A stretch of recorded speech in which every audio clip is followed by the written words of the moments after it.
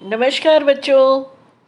बेटा आज 14 तारीख है, 14 अक्टूबर, और आज आपकी वर्कशीट नंबर 44 हम डिस्कस करेंगे। जैसा पिछली बार मैंने आप लोगों को पढ़ाया था बेटा, वर्कशीट नंबर 41 में राजेश जोशी जी की कविता बच्चे काम पर जा रहे हैं, आज की वर्कशीट में भी आपको उसी के आगे का अंश आया है। तो पिछली जो वर्कशीट नंबर 41 थी आपकी बेटे, उसमें हमने पढ़ा था कि कवि राजेश जोशी जी बाल मजदूरों की सुबह भीषण ठंड और कोहरे के बीच में अपने अपने काम पर जाते हुए देखा करते थे, जिससे कि उनके मन में बहुत सारे सवाल उठने लगते। उनको ये समझ में नहीं आ रहा कि क्यों ये बच्चे अपना मन मारकर इतनी सुबह सुबह ठंड में काम पर जाने के लिए निकलते हैं। क्या इनकी क्या मजबूरी है, ये क्यों विवश हैं ऐसा करने के लिए। तो चलिए आगे हम पढ़ते हैं। क्या अंतरिक्ष में गिर गई हैं सारी गेंदें, क्या दीमकों ने खा लिए हैं सारी किताबों को, सारी रंग बिरंगी किताबें। मतलब बच्चों के पढ़ने के लिए जो छोटे छोटे हम चित्र बनाकर या कैसे भी करके रंग बिरंगी किताबें बच्चों के लिए बनाते हैं ताकि बच्चे पढ़ पाए उनको। तो कवि पूछते हैं कि क्या बच्चों की जो गेंदें हैं वो सारी आकाश में चली गई हैं, क्या उनके लिए गेंदें ही नहीं बची, या उनकी जो रंग बिरंगी किताबें हैं उन्हें दीमक ने खा लिया है, क्या काले पहाड़ के नीचे दब गए हैं सारे खिलौने, कि क्या उनके खिलौने जो हैं वो काले पहाड़ के नीचे दब गए हैं, या किसी भूकंप में ढह गई हैं सारी मदरसों की इमारतें। मदरसे कहते हैं बेटे स्कूल्स को, स्कूलों को मदरसे कहा जाता है। कि क्या कोई ऐसा भूकंप आया है जिसमें कि उनके स्कूल्स की दीवारें ढह गई हैं। क्या सारे मैदान, सारे बगीचे और घरों के आंगन खत्म हो गए हैं एकाएक, कि जिन घर आंगन में बच्चे चहल पहल करते हैं, टहला करते हैं, उनके खेलने से कूदने से रौनक रहती है, क्या वो सारे घर आंगन और बगीचे अचानक ख़त्म हो गए हैं। एकाएक का मतलब अचानक। अब इसकी व्याख्या पढ़ते हैं बेटा हम।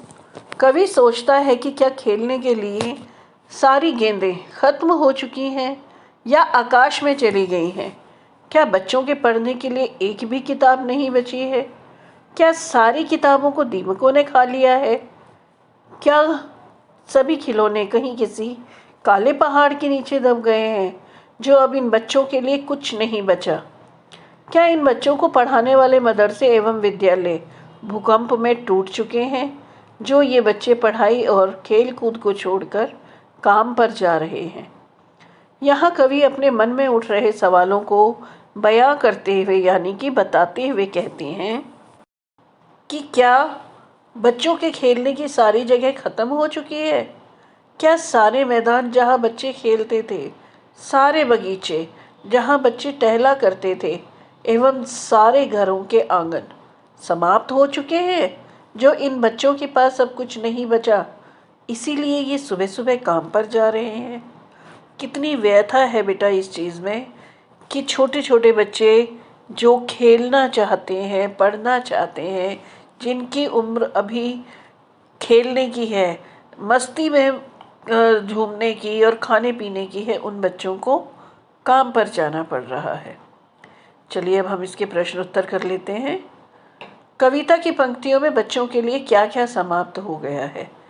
तो बेटा आप इसमें से अपने पैराग्राफ में से आराम से ढूंढ सकते हैं कि क्या सारी गेंदें ख़त्म हो गई हैं, क्या उनकी किताबें ख़त्म हो गई हैं, क्या उनके खेलने के लिए घर आंगन ख़त्म हो गए हैं, खिलौने ख़त्म हो गए हैं। तो ये आप इसमें से लिख सकते हैं। प्रश्न 2, आपके विचार से क्या सभी बच्चों को खेलकूद और शिक्षा के समान अवसर प्राप्त हैं। कैसे, लिखिए। नहीं बेटा, सभी बच्चों को समान अवसर प्राप्त नहीं है। अगर होते तो उन बच्चों को काम पर नहीं जाना पड़ता। कुछ बच्चे तो बिल्कुल आराम से रहते हैं, अपना पढ़ने लिखने का जो है उनको अवसर मिल पाता है, लेकिन सभी बच्चों को ऐसा अवसर नहीं मिल पाता है। कभी उनकी गरीबी की वजह से, कभी कोई भी कारण होता है, तो सभी बच्चों को ऐसा अवसर, वैसे तो सभी बच्चों के लिए समान अवसर हैं, जो चाहे वो पढ़ सकता है। सभी बच्चों को शिक्षा देने के लिए सरकार ने बहुत प्रयास किए हैं, परंतु कई जो सर्कमस्टेंसेस हैं, या उनको कहें हम, काफ़ी कई बार ऐसा माहौल बन जाता है कि बच्चे चाह कर भी पढ़ नहीं पाते। प्रश्न 3, संविधान के अनुच्छेद 24 में बाल मजदूरी पर रोक लगाई गई है।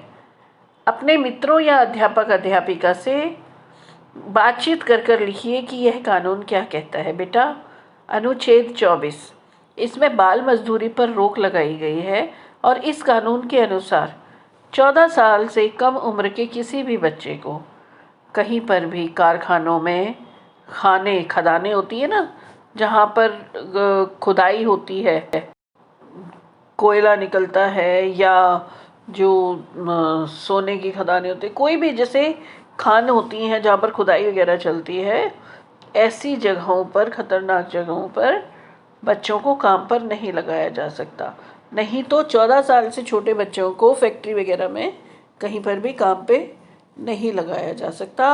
अगर कोई लगाता है तो उनके लिए कानून में दंड का विधान है। प्रश्न 4 है, काम पर जाते हुए किसी बच्चे के स्थान पर आप अपने आप को रखें और देखिए जो आपको महसूस होता है।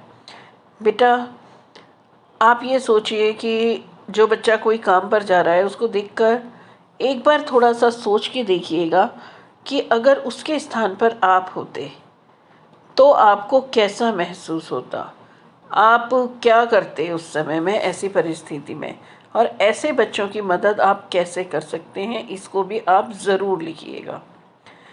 तो आज की जो हमारी वर्कशीट है बेटे, ये हमारी यहीं पर ही ख़त्म होती है। अपने विचार आप इस पर ज़रूर लिखना। अगली वर्कशीट पे हम लोग फिर मिलेंगे।